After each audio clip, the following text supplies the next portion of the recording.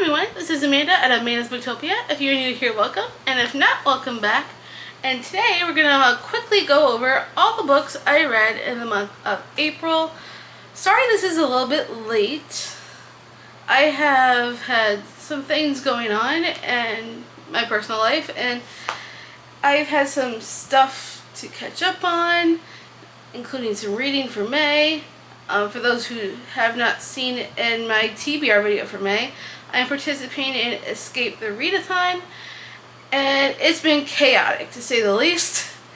So that's why I haven't gotten a chance to do my wrap up of April, but we're going to get started on that. Most of these books I have done vlogs on, so I'm only going to talk about them briefly because my more in-depth thoughts are in those vlogs. So I'll tell you what vlogs they were in, and so you could go check them out, and then you can see my more in-depth thoughts on them. But for the ones that are not in vlogs, I'm going to go over in more detail here. So we'll start with those books. I picked up Before I Let Go by Kennedy Ryan, because the reason why I picked this one was because I have been meaning to get to this for a while, and then I found out this is being turned into a movie, and I really wanted to read it before the movie, and I'm so glad I did. I absolutely loved this story. For those who don't know anything about it, it's about this couple who got divorced and they have kids, and it kind of delves into some pretty heavy topics of why their marriage didn't work out, and then it's like a second chance kind of romance in a way, trying to how they get back to each other in the end. And I definitely recommend checking out trigger warnings before jumping into this, because there are some very heavy topics when it comes to depression, and when it comes to what happens when you lose a baby, and it's very heavy when it comes to that. And it was such an emotional read.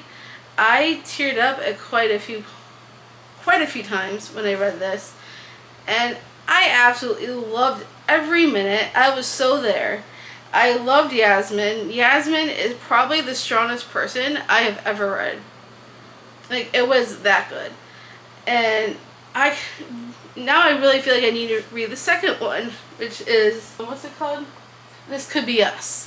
So I really want to get to that one, because Soledad's story's gotta be interesting. And I absolutely adored this book. 5 stars all around. I cannot wait to continue the series. And then the next book that I also picked up was Forget Me Not by Julie Soto. This one is about a wedding planner who doesn't believe in marriage. And then there's this guy who's a florist who hates owning a flower shop. It was his dad's flower shop, and then he inherited it.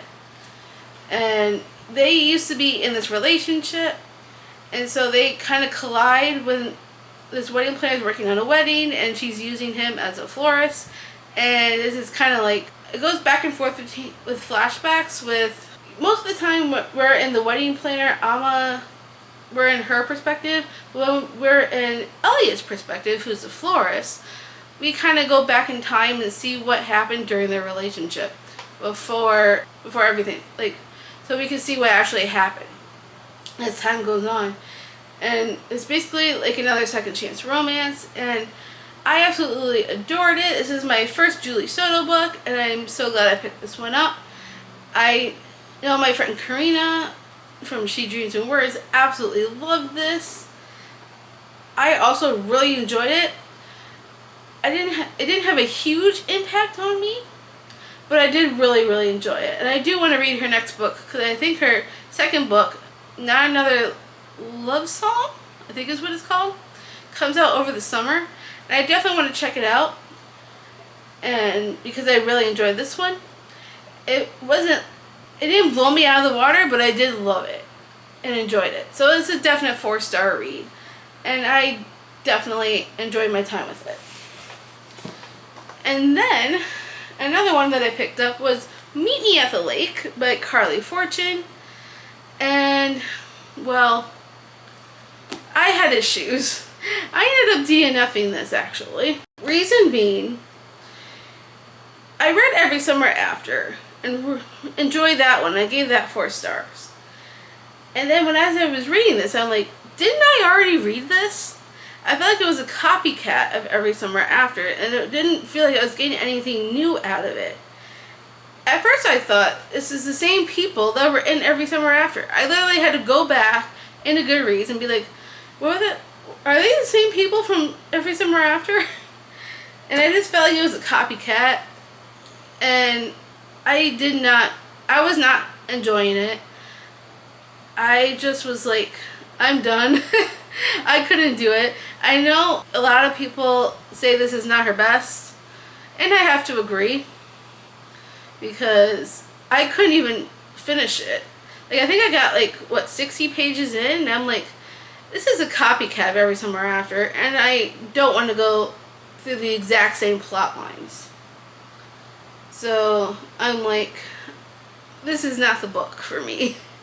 So I DNF'd it, and I probably might not read any more from Carly Fortune. Every Summer After was a decent read, but I just don't think she's my kind of author, unfortunately. So sorry to say, that was going to be unhauled at some point. And then the next book that I also read was House of Ash and Shadow by Leah Stone. And I really, really loved this, surprisingly, and how much I was surprised at how much I loved this one. I was looking on Goodreads, and there were some not so good reviews, so I was a little bit nervous. But after reading it, I'm like, how is this not higher rated? I mean, I absolutely loved it. I'm like, I need the second book, and I have the second book. I just need to read the second book, because there's another book in this series that comes out in June. And so I really want to get to it, because this was so much fun. It's about this girl named Fallon. She was born with a curse, and if someone touches her, she will have excruciating pain. And her own father can't even touch her. And then when her dad falls ill, she breaks into the Gilded City to find a healer fae that could save him. And when she does that, she finds this guy named Orion. And then he touches her, and turns out she has no pain. And then she gets swept away into this magical academy. And I love books with magical academies. It's a major buzzword for me. So she gets more in depth into her family history and her magic and dealing with this curse. And I absolutely loved it. I don't understand why people did not like it. I mean, I know reading is subjective and not everybody likes the same things, but I could not get enough, and I really, really want to read the second book. The Amazing Readathon is coming up in June, so maybe I'll try and somehow, some way get the second book into my TBR, because I really want to continue the series and find out what happens next, because the way this one ended, I'm like, what? I need more. So I cannot wait to continue the series. So these are the books that I read that were not in vlogs. Everything else that I've read are all in other vlogs on my channel, so I won't really go into depth on my thoughts and feelings on them, but I'll give you a brief overview. So if you want to read any of these books that I'm about to talk about, go check out those vlogs. I have many vlogs. These 3 were in my thriller vlog, so if you've read any of them, go check that out. We have Pretty Girls by Karen Slaughter, A Flicker in the Dark by Stacey Willingham, and Good Half Gone by Taryn Fisher. So go check out that thriller vlog, because that's where I read these ones. And overall, it wasn't a bad vlog. Pretty Girls was a 4-star. A Flicker in the Dark was a 5-star. And Good Half Gone was a 2-star. So we're kind of spread out on that. And then we have The Tearsmith by Aaron Doom, I did a vlog on reading this book and watching the movie. So if you're interested in checking out my thoughts on those, make sure you go check out that vlog. It was a fun time. This ended up being a 4-star read, and I enjoyed it. And next 3 were in my ScatterGoron vlog that I did recently. We have Flawless by Elsie Silver, A Deal with the Elf King by Elise Kova, and Foxglove by Adeline Grace. And this was a fun vlog. I enjoyed my time doing it. Overall, Flawless was a 4-star. A Deal with the Elf King was also a 4-star.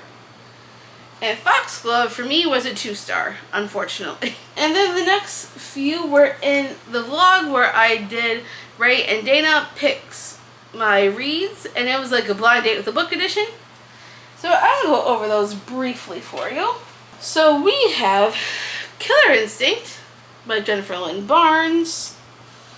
We have All In from the same series, and Bad Blood from the same series.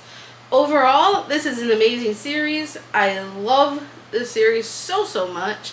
These are all 5 stars for me. And then, oh yeah, and if you want to go check out that vlog, go check out my Ray and Dana picks my reads, because all my thoughts are in there. And then we have A River Enchanted by Rebecca Ross. This was, I think, a 4-star. I'm pretty sure it was 4 stars. Yeah, I'm pretty sure. And then we have Just the Nicest Couple by Mary Kubica. This was also a 4-star. And then we have Done and Dusted by Lila Sage, and this one was a 5-star. I heard this series is being made into a show. I think it is. And I am excited to continue the series. I have on one of my wish lists, I have 2 wish lists. One of books I'd like to get to, and books that I really want. And the rest of the series is in my list of books I really want. Because I want to continue the series. And I know Swift and Saddled is out, and I want to get that. Then the 3rd book comes out in November, I think. Somewhere around there. So I'm excited to continue the series.